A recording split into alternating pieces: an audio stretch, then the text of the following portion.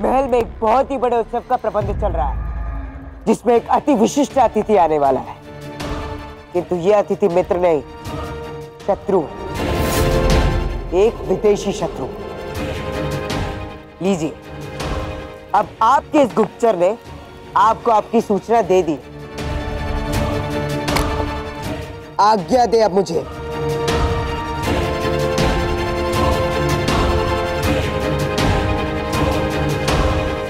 विदेशी शत्रु अर्थात सेल्यूकस निकाटोर। अब क्या योजना है उस धूर्त धनानंद के मन में?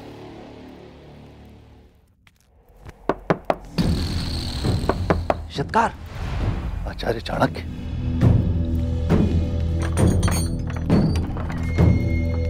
दरवाजा बंद करो। सत्कार, जब तुम धनानंद के महल में अमात्य थे, उस अवधि में तुमने वहां सबसे बहुमूल्य वस्तु क्या देखी थी? वहां तो अनेकों ऐसी वस्तुएं आचार्य। अनेकों नहीं सत्कार, कोई एक ऐसी वस्तु जो सबसे अधिक मूल्य की थी, जो सबकी दृष्टि में हो, किसी से छिपी ना हो।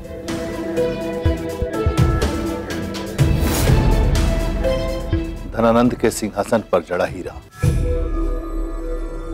उत्तम, अति उत्तम। किंतु बात क्या है आचार्य? सेल्यूकस धनानंद से भेंट करने के लिए शीघ्र ही मगध आने वाला है, और धनानंद उसके स्वागत के लिए दिन रात एक कर रहा है। हे ईश्वर, समय के साथ साथ सेल्यूकस की भारत को अधीन करने की मंशा बढ़ती जा रही है, और धनानंद भी अपने स्वार्थ के कारण उसको रोकने का कोई प्रयास नहीं करेगा। और यदि ऐसे में आपके द्वारा उत्पन्न किए गए संदेह के बादल छट गए तो अनर्थ हो जाएगा। और यदि धनानंद को यह ज्ञात हो गया कि दुर्धरा पर हुए आक्रमण के पीछे सेल्यूकस का कोई हाथ नहीं है, तो वो तुरंत वास्तविक दोषियों को ढूंढना आरंभ कर देगा। इससे एक ओर आप पे संकट और अधिक गहरा जाएगा, और दूसरी ओर धनानंद और सेल्यूकस के बीच शारीरिक घनिष्ठता और अधिक प्रगाढ़ हो जाएगी। जानता हूं, परंतु इस समय मेरी चिंता का कारण मुझ पर आया ये संकट नहीं है। मेरी चिंता का विषय है धनानंद एवं सेल्यूकस के मध्य बढ़ रही ये घनिष्ठता, इनकी एकता न केवल मगध के लिए हानिकारक सिद्ध होगी, अपितु संपूर्ण भारतवर्ष के लिए भी। आपकी योजना क्या है आचार्य? मुझे धनानंद के सिंहासन में जड़ित वो हीरा चोरी करवाना होगा, और परिस्थितियों को कुछ ऐसे गढ़ना होगा कि संदेह की सुई सेल्यूकस पर जा टिके, जिसके कारण धनानंद एवं सेल्यूकस के मध्य अविश्वास की एक ऐसी खाई बन जाएगी जिसे वो दोनों चाहकर भी पार नहीं कर पाएंगे। यह कार्य किसी मनुष्य के लिए तो संभव नहीं आचार्य।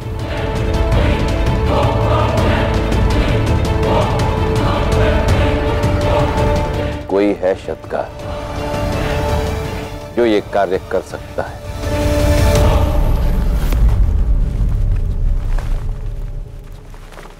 यदि मन अधीर हो तो तन को विश्राम देने से कोई लाभ नहीं होता। और आप मेरी शांति में बाधा बने हुए हैं। शांत हूं, विश्राम करने दीजिए मुझे। प्रमाण दो। अरे अब कौन सा प्रमाण? प्रमाण दो कि तुम्हारा मन अधीर नहीं है। मिट्टी के ये 6 पात्र देखते हो, इनमें से 5 में जलता हुआ कोयला है, परंतु एक रिक्त। तो क्या तुम स्मरण रख पाओगे कि किसमें कोयला है और कौन सा रिक्त? अपने मन की किए बिना आप मानेंगे नहीं। तर्क देने का कोई लाभ नहीं है। हाँ, मुझे स्मरण रहेगा कि किस मटके में जलता हुआ कोयला नहीं है। देखते।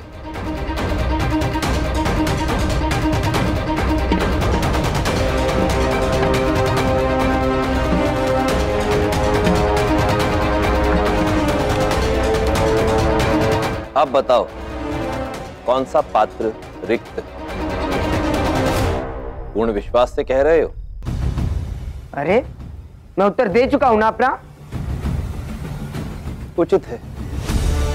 तो इसे उठाने में तुम्हें कोई आपत्ति तो नहीं होगी?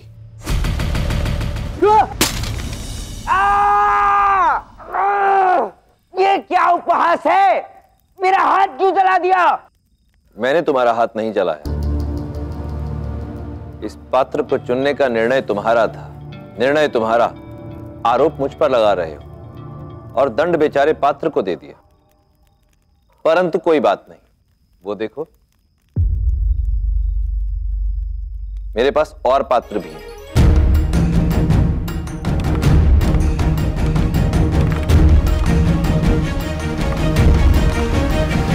सज्ज हो? हाँ।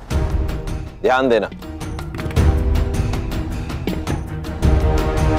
रिक्त।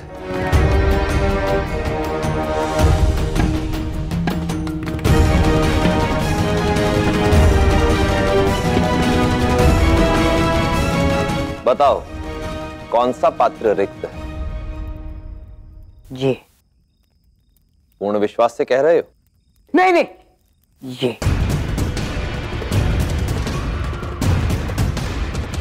पकड़ो।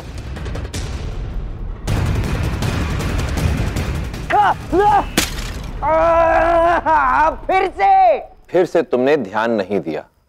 मैंने तुम्हें कहा था अपना ध्यान केंद्रित करो।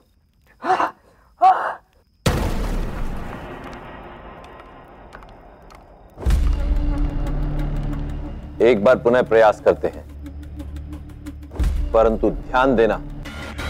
नहीं, रुक जाओ, रुक जाओ।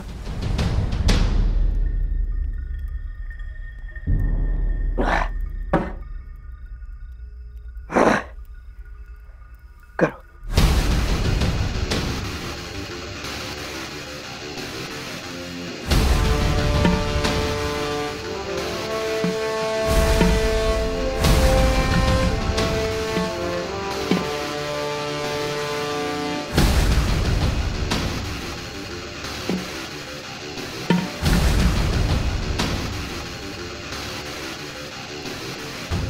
अब बताओ कौन सा पात्र रिक्त है?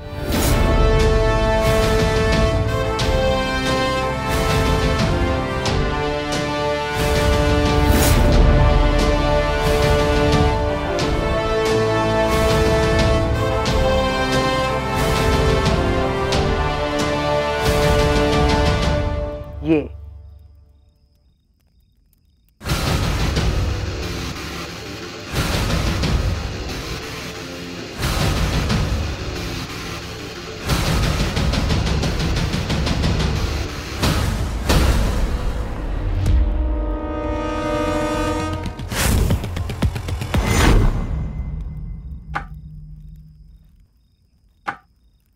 हमारी स्मरण शक्ति का सीधा सीधा संबंध हमारी इंद्रियों से होता है। यदि ध्यान केंद्रित करके नेत्रों के समक्ष होने वाली सभी गतिविधियों को सूक्ष्मता से देखोगे तो स्मरण शक्ति कभी छल नहीं करेगी। आचार्य, आपकी ज्ञान की गंगा में तैरकर मैं थक चुका हूं।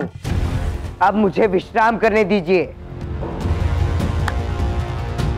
प्रणाम।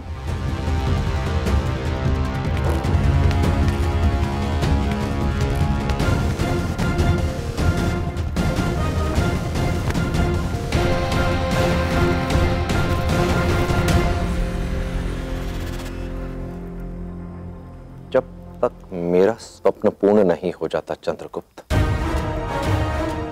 मैं तुम्हें स्वप्न निद्रा का आनंद नहीं लेने दूंगा। ये तुम्हारे प्रशिक्षण का प्रथम चरण था। शीघ्र ही आरंभ होगा दूसरा चरण।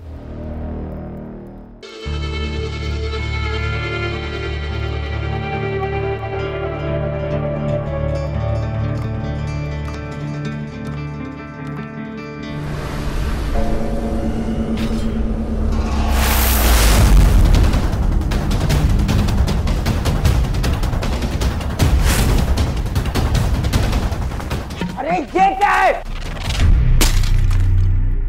बहुत हुआ विश्राम, अभी कार्य करने का समय है। अब कैसा कार्य? तुम्हें धनानंद के दरबार में जाना है। वहां उसका सिंह रूपी सिंहासन है, उसमें एक बहुमूल्य हीरा जड़ित है। उसे चोरी करना है।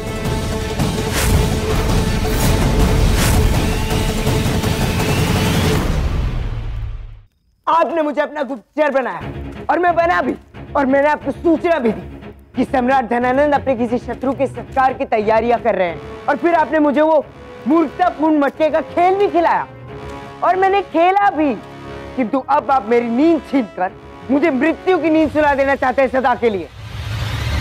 चोरी, हाँ? सम्राट धनानंद के महल से, उनके कक्ष से, उनके सिंहासन से चोरी। अरे इससे तो अच्छा होगा कि मैं कोई दूसरा कार्य करूं, सम्राट धनानंद को जाकर आपकी सच्चाई बता दूं कि कहां छिपे हैं आप। चंद्रगुप्त, मैं तुमसे पहले भी कह चुका हूं, तुम्हारा जब जी चाहे तुम जाकर धनानंद को मेरे बारे में जो चाहे बता सकते, मेरे छिपने का स्थान या कुछ और। परंतु ऐसी स्थिति में मुझे भी फिर धनानंद को तुम्हारी सच्चाई से अवगत कराना होगा। उसे तुम्हारी वास्तविकता बतानी होगी, बताना होगा कि क्यों तुमने उसके महल में काम करने को स्वीकृति दी, ताकि तुम बेरोक टोक अपनी मां की खोज कर सको। और तुम भली भांति जानते हो ये जानने के पश्चात वो क्या करेगा। जो तुम मेरे साथ कर रहे हो खुली चिका वाले आचार्य, उससे बुरा और क्या होगा। तुम मुझे इतना क्रोधित कर देते हो कि मैं समझ ही नहीं पाता कि तुमसे पीछे छुड़ाने की इच्छा अधिक तीव्र है या मेरी मां को ढूंढने की। सावधान चंद्रगुप्त, अपने शब्दों और कथन पर ध्यान दो, क्योंकि संसार में मैं कदाचित वो अकेला व्यक्ति हूं जो तुम्हें तुम्हारी मां से मिलवा सकता है।